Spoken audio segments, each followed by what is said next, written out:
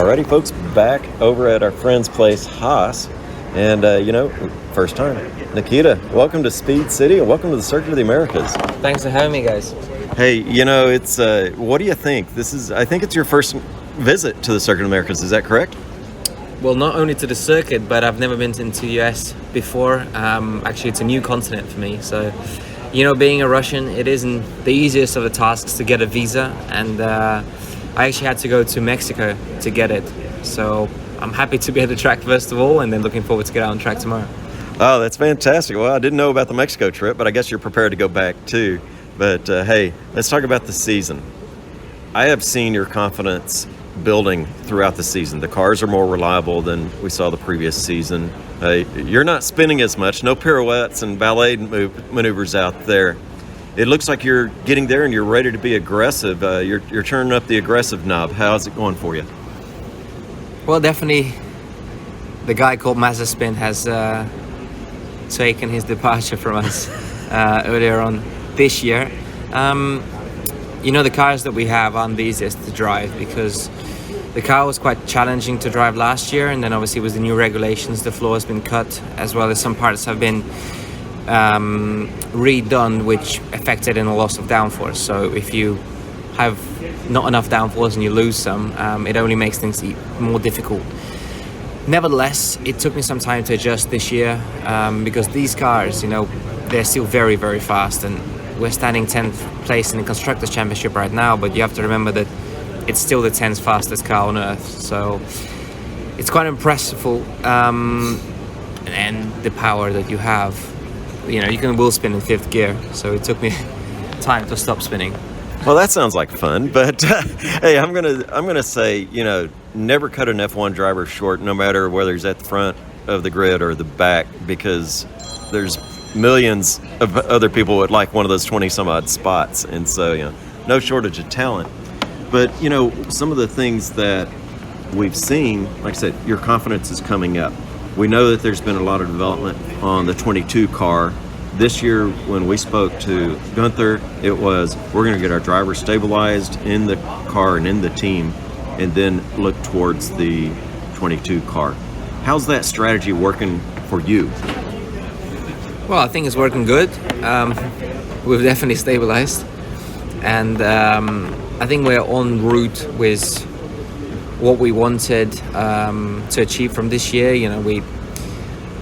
Perhaps the year is so long that sometimes people forget that we don't develop the car, and then we have an odd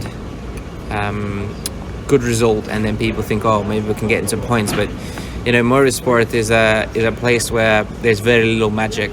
There's 20 best drivers in the world, and there's also incredible teams working behind those cars. So if you are setting your sights to not now, but what's going to come tomorrow, meaning next year, it's really difficult to achieve results, and we've sort of sacrificed this year to make 2 steps forward in the coming 22.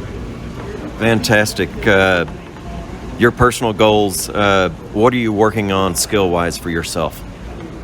I'm working on 1 lap pace because I think in race distances I'm quite good coming from F3, F2. You get enough of preparation, but with 1.5 days of testing before F1 season starts, and every session being a challenge to itself, trying the car, testing new items.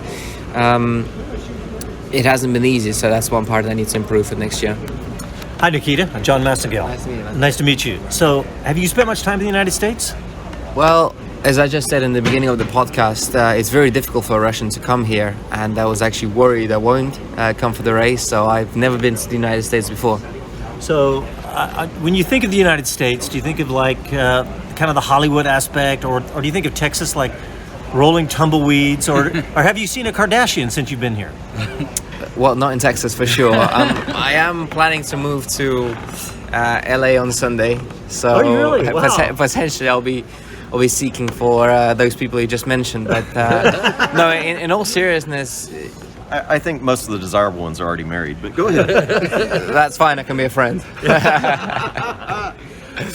No, but Texas seems very, very different to what the American movies show, and obviously I think Hollywood is special on its own, and Texas, I've never seen so many pickup trucks in my life, and you know, the level of hospitality in terms of motorhomes, tents, barbecues, people having fun and just really enjoying life is nowhere the same in the world.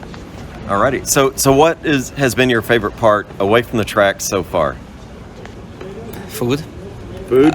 What'd you try? I am a little bit worried to go and weigh myself before the session tomorrow because it was it's a it's a famous dish here. It's fatty meat. Barbecue. Brisket. Yes, brisket, Yeah. exactly. Yeah. So I sat down for lunch with my trainer and he was like, oh, actually, can we also have some brisket? I was like, what's that? He said, oh, you need to try it as a local thing. So see, thanks to him. I just talked to Mick and he said he had fried chicken. I said, Mick, you've got to have some barbecue or some Mexican food. Brisket is the best thing. Jonathan. Yeah, I had a question, Nikita. Hi, Jonathan. Nice to meet you. We all work together. But, you know, when you came into Formula One, you weren't as well known as many of the other drivers, perhaps, and people aren't as up to date with F2 and F3. How is the Netflix series helping you maybe get across your persona, your personality, who Nikita Mazepin is? Because everybody talks about, you know, Haas, and you know, it's not going to be a big year for the competitiveness, but getting your personality known. Well, I don't think it has an effect right now because obviously Netflix comes out only next year. But I wasn't taking the piss. By the way. I know exactly what you mean. But I think it's an amazing show. Obviously, you know, for the Russian audience, not everyone speaks English and they don't always translate. So I'm not sure how big of an effect it's going to have. But I think for the rest of the world, the content that they make is unique.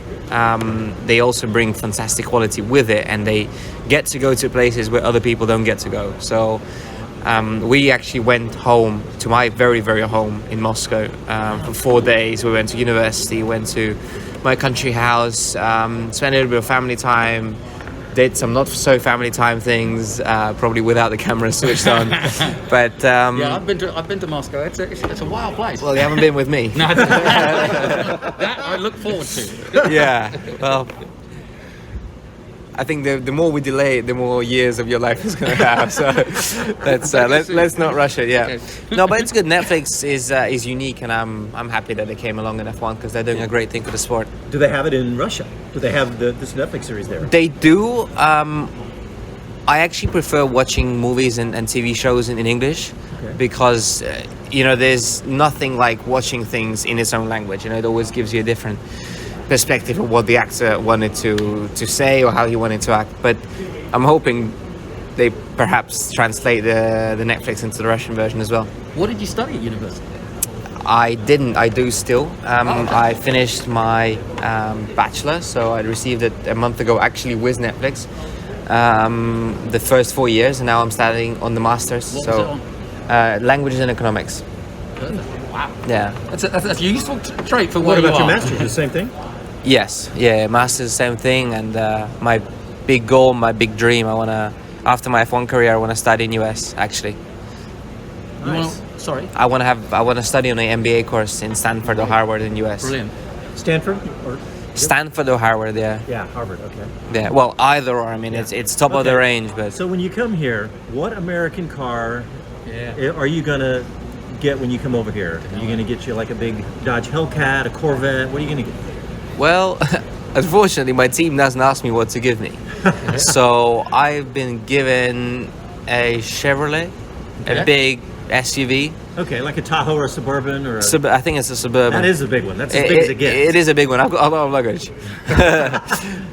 But I really want a I pickup bet truck. that doesn't do wheel spin in fifth gear. No, it doesn't. But I really want a pickup truck.